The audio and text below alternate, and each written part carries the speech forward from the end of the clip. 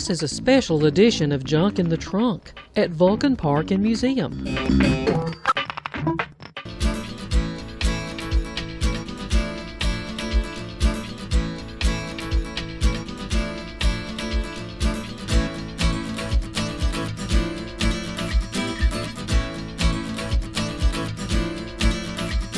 Tonight we're going to be talking about collecting, particularly collecting Vulcan memorabilia, which I call Vulcanelia, and Birmingham memorabilia, and we'll hear from some of the most seasoned veterans of the collectibles world. I like the face of Vulcan, and it's kind of cool, it's kind of cute, it's kind of warm and inviting, so I just decided I like Vulcan, so why not just paint Vulcans?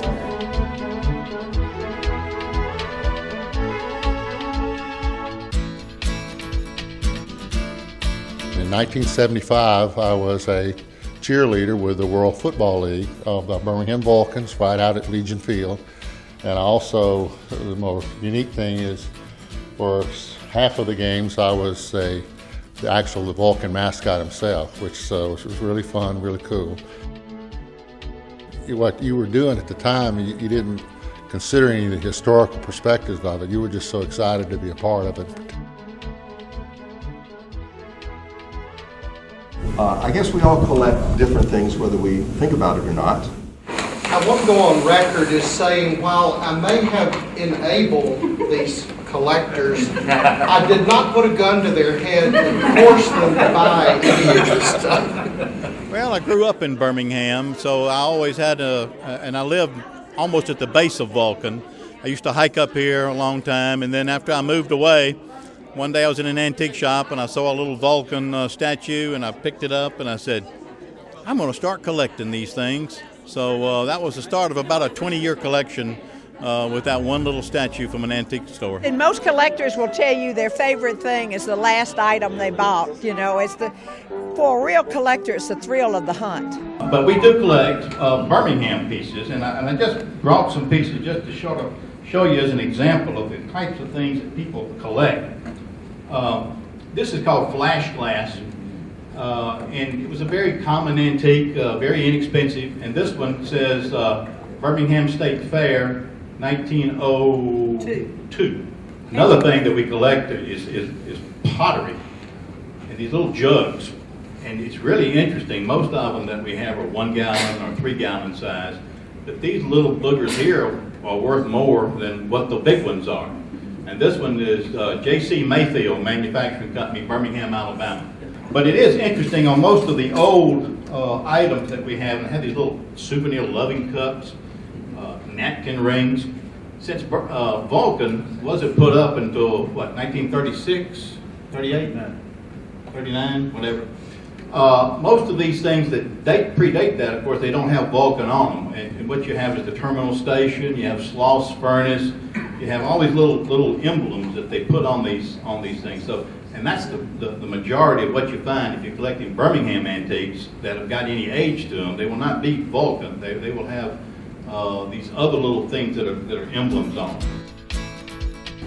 And so it's a 70s print of Vulcan that's been corrected. John sees paintings that did not get printed correctly. They were missing the robots and the monkeys.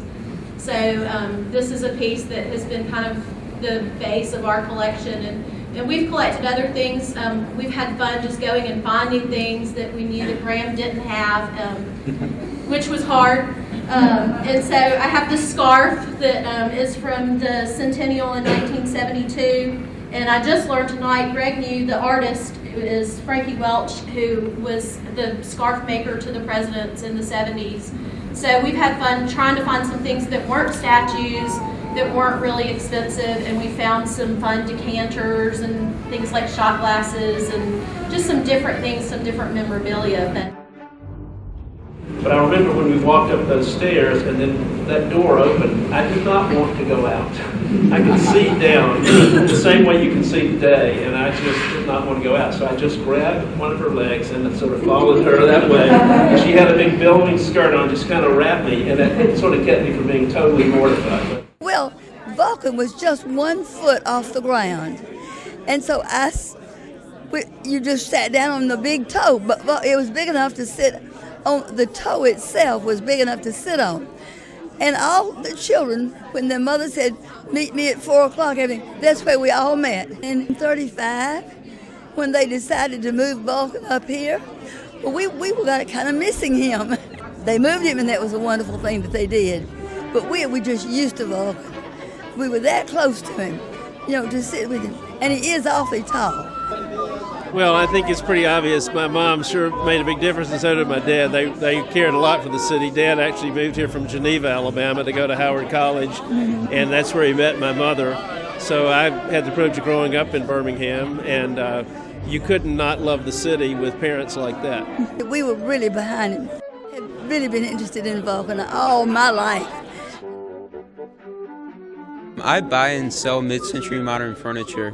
I got started about 2 years ago when I found a vintage Herman Miller chair designed by Charles M. Ray Eames in my grandmother's storage. I love the design.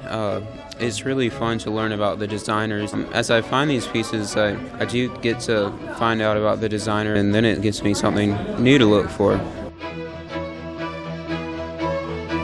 About the important things in life that we see every day that we take for granted. Vulcan is one of those things that says something about the spirit of Birmingham. And my other thing is I've had a long love affair with Miss Electra. If you've looked at Miss Electra, Vulcan and she, they need to get together. I mean, she's a hottie. She's a hottie.